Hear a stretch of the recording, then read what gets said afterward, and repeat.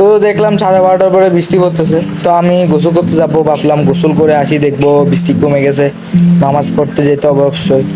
So গোসল করতে গেলাম, গোসল শেষ করে আসি, যখন আমি চুল ঠিক করতেছি এমন সময় আম্মু বলে যে আম খাইতে। তো আম খাওয়া শেষ করে একটু রেডি হইলাম, মানে পাঞ্জাবি প্যান্ট পরে রেডি হয়েছি, এখন নামাজ পড়তে যাব। তো যাওয়ার জন্য এখন আমি একটু বাইরে যাব, ভাবতেছি বাইরে যাই দেখি বৃষ্টি কমছে কিনা। বৃষ্টি পড়তেই আছে কি বলবো, আশেপাশের অবস্থা তো মোটামুটি তেমন একটা ভালো না। এখন নামাজ পড়তে যাবো, এখন এই অবস্থার মধ্যে তো হইলো বৃষ্টিটা কমা উচিত, না হলে তো আমার নামাজ পড়া হবে না। তো আমার বাসার নিচের অবস্থা কিছুটা খারাপ, মানে স্কুলের এখানে, মানে এটা হচ্ছে স্কুল, আপনারা তো জানেন আমার বাসার নিচে একটা স্কুল আছে। ছাতা নিয়ে আবার চলে আসলাম বাসার নিচে, আসি দেখি যে মোটামুটি এখানেও অবস্থা খারাপ। তো আমি দৌড় মেরে নামাজ পড়তে চলে যাই। বৃষ্টি এমন একটা জিনিস যেটা কারো কাছে আনন্দের আবার কারো কাছে কষ্টের। আমাদের মতো অনেকেই আছে যারা বৃষ্টি দেখলেই খুশি হয়ে যায়, চারপাশে পরিবেশটা অন্যরকম সুন্দর লাগে, মনের একটা শান্তি আর রোমান্টিক অনুভূতি কাজ করে। কিন্তু সবাই বৃষ্টিকে একইভাবে উপভোগ করতে পারে না। যারা রিক্সা চালায়, দিনমজুর হিসেবে কাজ করবে বা খোলা আকাশের নিচে কাজ করে, তাদের জন্য এই বৃষ্টিটা অনেক ভোগান্তির কারণ হয়ে দাঁড়ায়। তো এখন মোবাইলের অবস্থা আপনারা দেখতে পাচ্ছেন, যেখানে দেখাই যাচ্ছে মানে সারাদিন বৃষ্টিটা পড়বে, এখানে দেখাই যাচ্ছে।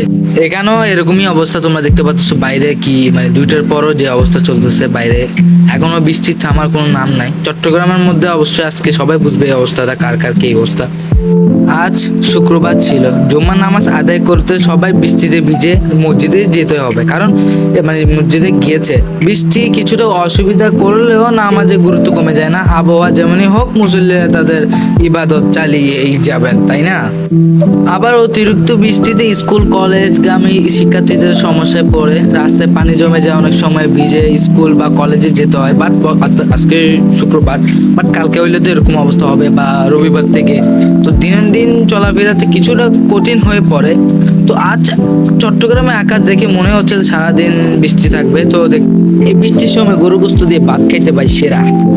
তো বৃষ্টি কমবে কি, বৃষ্টি কমার তো নাম নাই, বাড়তেই আছে ভাই। ও ভাই আমি হালকা টিকটকের মতন মানে ভিডিও বানাইতেছি, মানে চুল দেখতেছিলাম আর কি নিজের।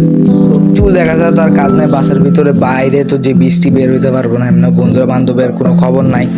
তো বৃষ্টি শেষ হওয়ার পরে দেখতেছি এখানে একটা প্রায় পুকুর হয়ে গেছে ভাই, এত বড় পুকুর ভাই, কিন্তু পানিগুলো একটু কালো কেন, মানে বুঝতেছো তো, নালার পানি ইচ্ছি ভাই। আর ময়লার অবস্থা, এটা তো স্কুলের মাঠ, আমাদের বাসার নিচে একটা স্কুল আছে, আপনারা হয়তো বা জানেন।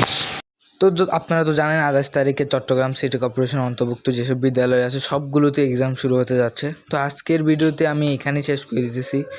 তো বাই বাই, দেখা হবে পরবর্তী ভিডিওতে, এবং সাবস্ক্রাইব করতে ভুলবেন না।